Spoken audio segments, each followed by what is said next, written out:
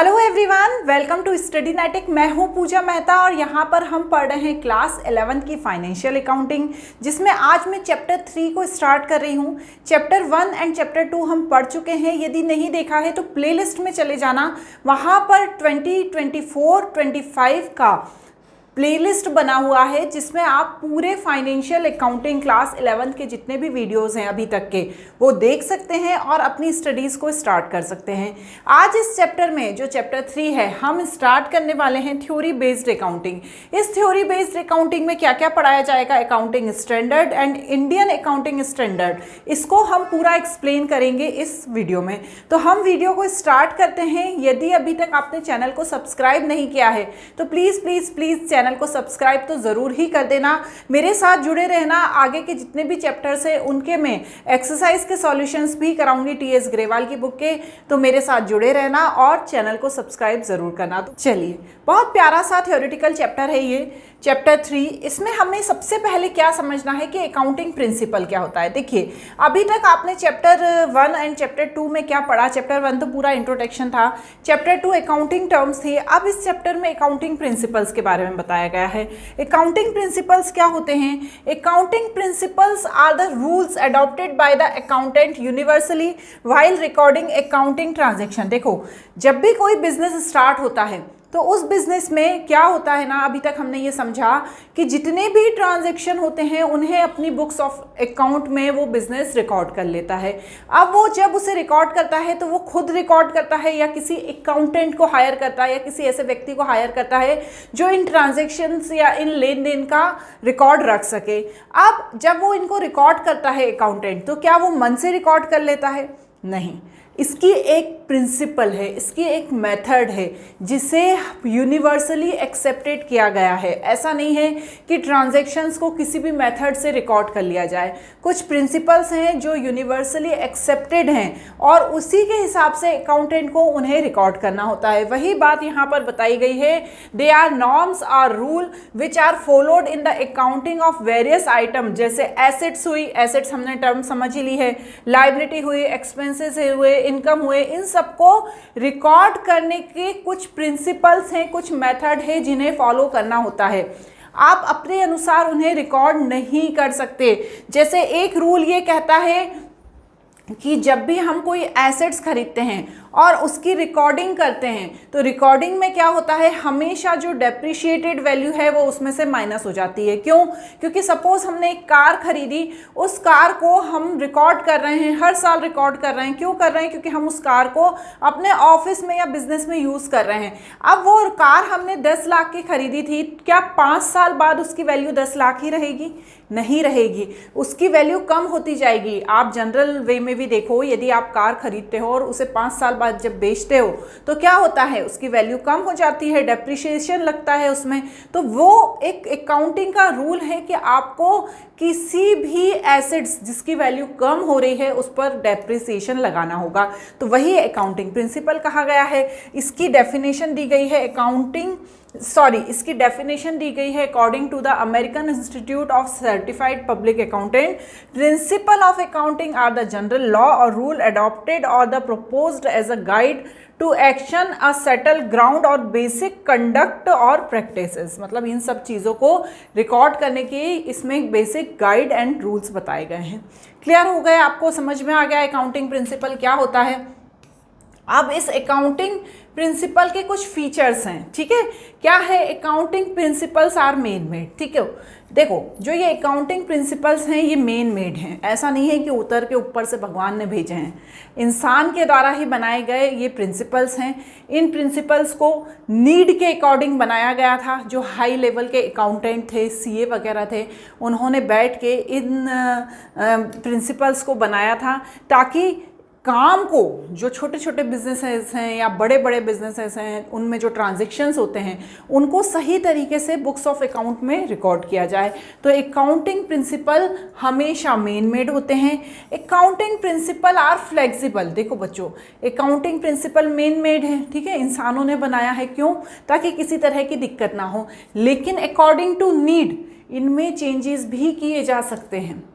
यदि पूरे board of directors या जिन्होंने यदि सभी चार्टेड अकाउंटेंट या वो अकाउंटेंट जिन्हें लगता है कि ये रूल्स में चेंज किया जाना चाहिए, तो अकॉर्डिंग टू नीड इसमें चेंज भी किया जा सकता है। Accounting principles are generally accepted. Accounting principle हर जगह जनरली एक्सेप्टेड हैं, चाहे छोटा बिजनेस हो, चाहे बड़ा बिजनेस हो, चाहे इंडिया का बिजनेस हो, चाहे फॉरेन का बिजनेस हो, हर जगह जो अकाउंटिंग के प्रिंसिपल्स हैं उन्हें एक्सेप्ट किया जाता है। क्लियर हो गई बात बच्चों? चलो अब क्या बोल रहे हैं, अकाउंटिंग एजम्पशन। देखो ये बहुत ही इंपॉर्टेंट है, कुछ एजम्पशंस हैं अकाउंटिंग के जिनको फॉलो किया जाता है। सबसे पहला एजम्पशन क्या कह रहा है, going concern assumption. According to this assumption it is assume that the business shall continue for foreseeable period and there is no intention to close the business or scale down it operation significantly. देखो going concern concept के according हर business जो start किया जा रहा है, ठीक है, हर बिजनेस, जैसे मैंने शर्ट्स बनाने की अपना बिजनेस, शर्ट्स बनाने का बिजनेस स्टार्ट किया, अब गोइंग कंसर्न अजम्पशन ये कह रहा है। अजम्पशन का मतलब क्या होता है, हम एक एज्यूम कर रहे हैं, हम सोच रहे हैं।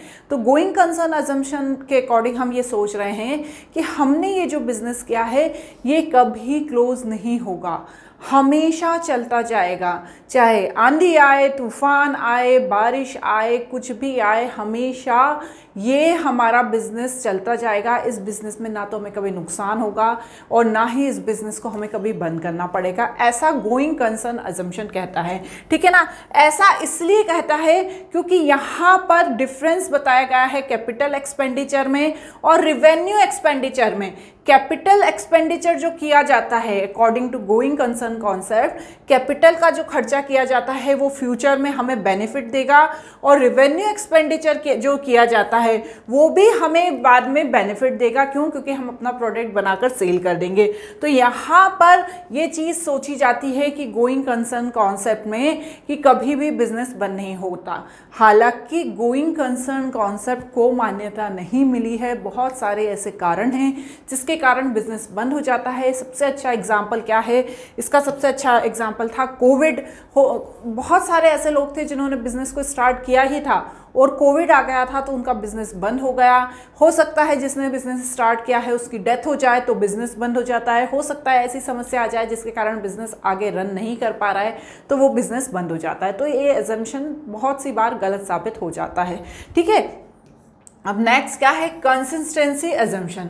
According to the consistency assumption, accounting practices one selected and adopted should be applied consistently year after year. The concept held to the better understanding to accounting information and makes it comparable with the previous year. देखो consistency assumption क्या कहता है, according to consistency assumption हम जो method follow कर रहे हैं, हमारे जो पहले के लोग थे जो मेथड फॉलो कर रहे हैं, उन्हें हमें किसी दूसरी मेथड से कंपेयर करके देखना चाहिए।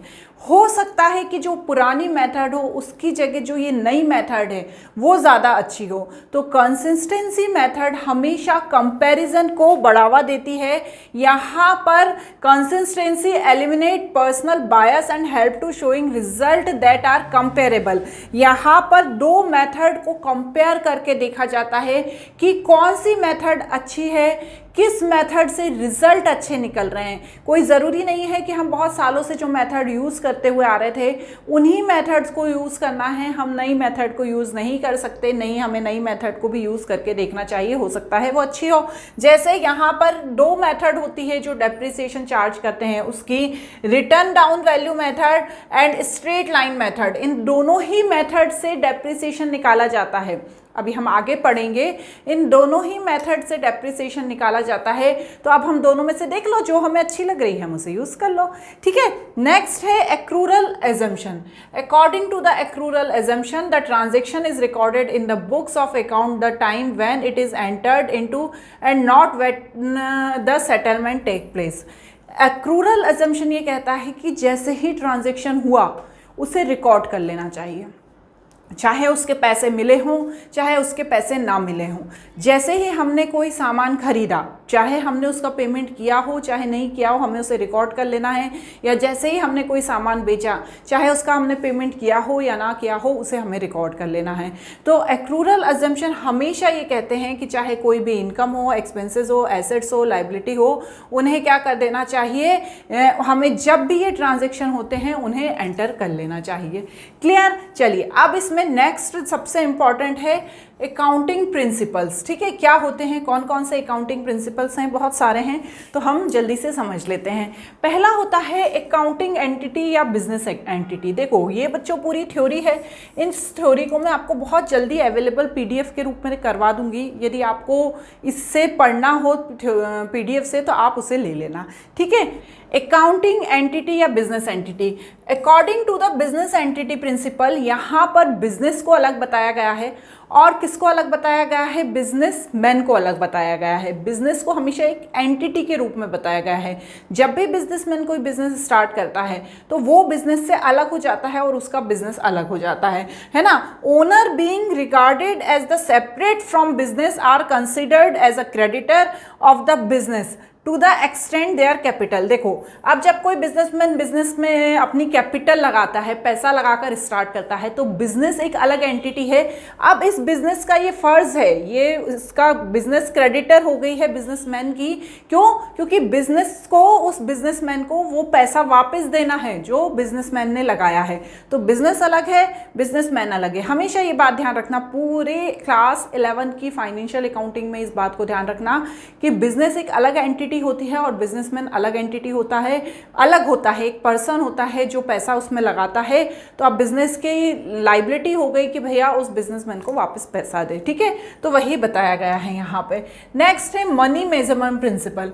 इसके अकॉर्डिंग हमेशा जितने भी ट्रांजेक्शन होते हैं जो मनी में मेजर किए गए हैं उन्हें रिकॉर्ड कर लेना चाहिए। ठीक है, यहाँ पर मनी मेजरमेंट कॉन्सेप्ट में ये बात बहुत इंपॉर्टेंटली बताई गई है कि जितने भी पैसों से रिलेटेड ट्रांजैक्शन है बिजनेस में उन्हें रिकॉर्ड कर लेना चाहिए। नेक्स्ट है अकाउंटिंग पीरियड प्रिंसिपल।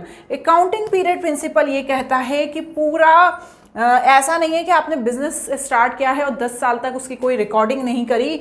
एक अकाउंटिंग प्रिंसिपल होता है 1 अप्रैल 2022 से लेकर 31 मार्च 2023, ये पूरा एक अकाउंटिंग पीरियड हो गया। इसमें हमारी जो बुक्स ऑफ अकाउंट है उसे पूरा फिर से रिव्यू करने की नीड होती है कि हमारे कितने खर्चे हुए हैं, हमें कितना प्रॉफिट हुआ है। तो ये अकाउंटिंग ईयर होता है, ये हमेशा किसी भी बिजनेसमैन को फॉलो करना होता है। ठीक है ना। नेक्स्ट क्या है, फुल डिस्क्लोजर प्रिंसिपल। इस प्रिंसिपल के अकॉर्डिंग जितने भी ट्रांजैक्शन हैं, जितने भी खर्चे हो रहे हैं बिजनेस में, उन सभी को डिस्क्लोज करके रिकॉर्ड कर लेना चाहिए। ये इसलिए भी ज़रूरत है इसकी क्योंकि लीगल रिक्वायरमेंट के लिए, गुड अकाउंटिंग प्रैक्टिसेस के लिए बहुत सारे ऐसे मैटर्स हैं जिनके लिए सभी ट्रांजैक्शंस का रिकॉर्ड किया जाना ज़रूरी है जो मनी से रिलेटेड हैं। किसी भी ट्रांजैक्शन को नहीं छोड़ना चाहिए, इसलिए इसे फुल डिस्क्लोजर प्रिंसिपल कहा गया है। ठीक है। नेक्स्ट है मटेरियलिटी प्रिंसिपल। मटेरियलिटी प्रिंसिपल ये कहता है कि ज़रूरी नहीं है कि हर ट्रांजैक्शन को रिकॉर्ड किया जाए। ठीक है, पहले वाला क्या कह रहा था कि फुल डिस्क्लोजर प्रिंसिपल होना चाहिए, लेकिन ये कह रहा है कि ज़रूरी नहीं है कि हर ट्रांजैक्शन को रिकॉर्ड किया जाए। क्यों? क्योंकि कुछ चीज़ें ऐसी होती हैं जिन्हें यदि हम स्किप भी कर देते हैं या किसी दूसरी चीज़ में ऐड करके भी लिख देते हैं तो वो चल जाता है। जैसे मेरा एक बिजनेस है, मेरा जो टर्नओवर है वो 10 लाख का है और मैंने 25,000 का अपनी बिल्डिंग रिपेयरिंग पर खर्चा कर दिया। तो यदि 10 लाख का टर्नओवर है तो मुझे उस 25,000 का हिसाब देना पड़ेगा कि वो मैंने कैसे किया, क्या किया, तो उसकी मुझे एंट्री करनी होगी। लेकिन यदि मेरा 15 करोड़ का टर्नओवर है साल का, मेरा यदि 15 करोड़ का टर्नओवर है साल का और मैंने 25,000 का खर्चा कर दिया, तो जब इस तरीके के छोटे छोटे खर्चे और करूंगी तब उन्हें मिक्स करके यहाँ पर लिख दूंगी। हर खर्चे को, छोटे छोटे खर्चे को दिखाने की ज़रूरत नहीं होती है। यही कहता है मटेरियलिटी प्रिंसिपल। ठीक है। बच्चों नेक्स्ट है प्रूडेंस और कंजर्वेटिज्म प्रिंसिपल। ये प्रिंसिपल ये कह रहा है, ध्यान से समझो, मैं पूरा नहीं पढ़ रही, वही चीज़ लिखी हुई है जो मैं आपको हिंदी में एक्सप्लेन कर देती हूँ। ये प्रिंसिपल ये कहता है कि जितने भी हमारे एक्सपेक्टेड लॉसेज हैं, जितने भी हमें ऐसा लग रहा है कि यहाँ से पैसा नहीं मिलेगा, उन्हें हमें रिकॉर्ड कर लेना चाहिए, और जितने भी हमारे एक्सपेक्टेड प्रॉफिट्स हैं उन्हें हमें छोड़ देना चाहिए। ठीक है, अब यहाँ पर सबसे अच्छा एग्जांपल उसका ये दिया हुआ है कि जैसे कुछ ऐसी जगह पर पैसा हमने दिया जहाँ पे हमें लग रहा है कि ये व्यक्ति अब हमें पैसा नहीं देगा, वहाँ पर हमारा जो है डाउटफुल डेब्ट्स है, तो उन्हें रिकॉर्ड कर लेना चाहिए। जैसे हमने कुछ स्टॉक ऐसा है जो हो सकता है ये खराब हो जाएगा, इससे हमें नुकसान हो जाएगा, क्लोजिंग स्टॉक है, तो उसको भी मुझे रिकॉर्ड कर लेना चाहिए। तो फ्यूचर के जितने भी एक्सपेक्टेड लॉस हैं उनको मुझे रिकॉर्ड कर लेना चाहिए, और प्रॉफिट है उनको रिकॉर्ड नहीं करना चाहिए, उनको छोड़ देना चाहिए, क्योंकि जब वो सडनली होंगे तो हमें बड़ी खुशी हो जाएगी। ठीक है, वही ये प्रिंसिपल कह रहा है। कॉस्ट कॉन्सेप्ट और the historical cost concept. Cost concept ये कहता है कि जिस अमाउंट में जो चीज़ खरीदी गई है उसे हमेशा उसी अमाउंट में रिकॉर्ड करना चाहिए, चाहे उसकी वैल्यू कम हुई हो चाहे उसकी वैल्यू बड़ी हो। कैसे? ऐसे, यहाँ पर जैसे हमने कोई फर्नीचर खरीदा या हमने कोई एसेट्स खरीदी, उसको हमने 5 लाख में खरीदा, अब हो सकता है कि कुछ सालों बाद उसकी वैल्यू इंक्रीज़ हो गई हो या डिक्रीज़ हो गई हो, लेकिन जब हम बुक्स ऑफ अकाउंट में एंट्री करेंगे तो जितना हमने खर्चा किया था सिर्फ उतनी ही अमाउंट की हम एंट्री करेंगे। ये ऐसा कौन सा प्रिंसिपल कहता है? कॉस्ट कॉन्सेप्ट प्रिंसिपल कहता है। नेक्स्ट है मैचिंग कॉन्सेप्ट प्रिंसिपल। ये प्रिंसिपल ये कहता है कि जितना भी हमारा रेवेन्यू है और जितने भी हमारे एक्सपेंसेस हैं उन्हें मैच कर लेना चाहिए। क्यों? क्योंकि जब हम कोई बिजनेस स्टार्ट कर रहे हैं तो हम ऐसा तो नहीं है कि खर्चा ज़्यादा कर रहे हैं और उससे हमें मुनाफा कम हो रहा है, तो हमेशा मैचिंग कॉन्सेप्ट ये कहता है कि जितने भी खर्चे हैं उससे जितना भी रिवेन्यू जनरेट हो रहा है उनको आपस में मैच करके दोनों को कंपेयर कर लेना चाहिए। नेक्स्ट है ड्यूअल एस्पेक्ट और the duality concept. Dual aspect concept ये कहता है कि हर ट्रांजैक्शन को 2 बार रिकॉर्ड किया जाना चाहिए, एक डेबिट एंड एक क्रेडिट। ठीक है, डेबिट एंड क्रेडिट का कॉन्सेप्ट तो हम समझ ही गए। जैसे नितिन ने बिजनेस स्टार्ट किया 1 लाख कैपिटल से, तो यहाँ पर 2 रिकॉर्ड होंगे। एक क्या कि बिजनेस में कैश आ गया, 1 लाख रुपए का कैश आ गया बिजनेस में, साथ ही साथ बिजनेस की लायबिलिटी भी बढ़ गई नितिन के लिए, कितनी? 1 लाख की, क्योंकि उसे कुछ समय बाद वो पैसा देना होगा। मैंने अभी पहले कॉन्सेप्ट में क्या बताया? Business entity concept. बिजनेस अलग है और बिजनेसमैन अलग है। अब बिजनेसमैन से यदि पैसा लिया है बिजनेस ने, तो बिजनेस को उस बिजनेसमैन को वापस करना होगा। तो यही क्या कहता है? ड्यूअल एस्पेक्ट कॉन्सेप्ट कहता है। नेक्स्ट है रिवेन्यू रिकॉग्नाइजेशन कॉन्सेप्ट। इस कॉन्सेप्ट के अकॉर्डिंग ऐसे रिवेन्यू जिन्हें जनरेट होने की संभावना है, ठीक है, जैसे सपोज मेरे यहाँ एक मेरा कस्टमर है, ठीक है, वो हमेशा आता है और उसे एक स्पेशल तरीके का शर्ट बड़ा पसंद है। जब भी उसका कोई नया लॉट मेरे पास आता है तो वो मुझे पहले ही फ़ोन करके पूछने लगता है कि वो आया क्या। तो मुझे ये समझ में आ जाता है कि जैसे ही मेरे पास वो नया लॉट आएगा शर्ट्स का, वो व्यक्ति आके वो शर्ट्स खरीद लेगा। तो ये मैंने रिवेन्यू को पहचान लिया है कि इस व्यक्ति से मुझे रिवेन्यू जनरेट हो जाएगा। तो यहाँ पर ये कॉन्सेप्ट यही कहता है कि रिवेन्यू रिकॉग्नाइजेशन कॉन्सेप्ट ऐसा कॉन्सेप्ट जिससे हमें ये पहचान हो जाए कि यहाँ से हमें रिवेन्यू जनरेट होगा। समझ गए आप? अब लास्ट क्या है? Verifiable object concept. Verifiable object concept ये कहता है कि यहाँ पर जितने भी हम अकाउंटिंग में ट्रांजैक्शन कर रहे हैं वो हमेशा पर्सनल बायस से दूर होना चाहिए। किसी भी तरह की उसमें गलत चीज़ें नहीं होनी चाहिए कि कोई एंट्री हमने स्किप कर दी, या हमने अमाउंट ज़्यादा चढ़ा दिया या अमाउंट कम चढ़ा दिया, या हमने गलत तरीके से एंट्री कर दी, किसी के कहने में आके हमने गलती कर दी। तो जो ये चीज़ है वो बिल्कुल पर्सनल बायस से दूर होनी चाहिए। क्लियर हो गया? अब यहाँ पर है next accounting standard. Accounting standard क्या होते हैं? Accounting standard are the set of guideline generally accepted accounting principles that are followed for preparation and presentation of financial statement. Accounting standard वह स्टैंडर्ड होते हैं जो किसी भी बिजनेस के फाइनेंशियल स्टेटमेंट को प्रिपेयर करने में हेल्प करते हैं, उनके मेजरमेंट में, रिकॉग्नाइजेशन में, ट्रीटमेंट में, प्रेजेंटेशन में, डिस्क्लोजर में, इन सभी चीज़ों में अकाउंटिंग स्टैंडर्ड होते हैं जो सेट किए जाते हैं और उन्हें ही फॉलो किया जाता है। क्लियर। अब अकाउंटिंग स्टैंडर्ड का नेचर क्या है? अकाउंटिंग स्टैंडर्ड गाइडलाइन है जो प्रोवाइड करते हैं फाइनेंशियल स्टेटमेंट को किस तरह से प्रिपेयर किया जाना है। जो अकाउंटिंग स्टैंडर्ड है उनका मेन काम क्या है कि जो कंसिस्टेंसी है, कंपेरेबिलिटी है, ट्रांसपेरेंसी है, उसे बनाए के रखे ताकि सही तरीके से बुक्स ऑफ अकाउंट में एंट्री हो पाए। अकाउंटिंग स्टैंडर्ड इसलिए प्रिपेयर किए जाते हैं क्योंकि जो बिजनेस एनवायरनमेंट है, वैसे तो देखो बच्चों हर कंट्री का बिजनेस एनवायरनमेंट, बिजनेस करने का तरीका अलग अलग होता है, फिर भी कुछ रूल्स ऐसे हैं, कुछ लॉज ऐसे हैं जिन्हें फॉलो करना है। उसमें हर कंट्री अपने अकॉर्डिंग थोड़े बहुत चेंजेस कर लेती है, लेकिन जो चीज़ें सेट हो गई हैं, जो अकाउंटिंग स्टैंडर्ड सेट हो गए हैं, उन्हें फॉलो करना ही होता है। Accounting standard are monetary in nature, बहुत ही ज़रूरी है ये। नेक्स्ट है accounting standard have also been made flexible. ऐसा नहीं है कि जो एक बार फिक्स हो गए हैं, मेन मेड हैं, तो उनमें अकॉर्डिंग टू नीड चेंज किया जा सकता है। क्लियर।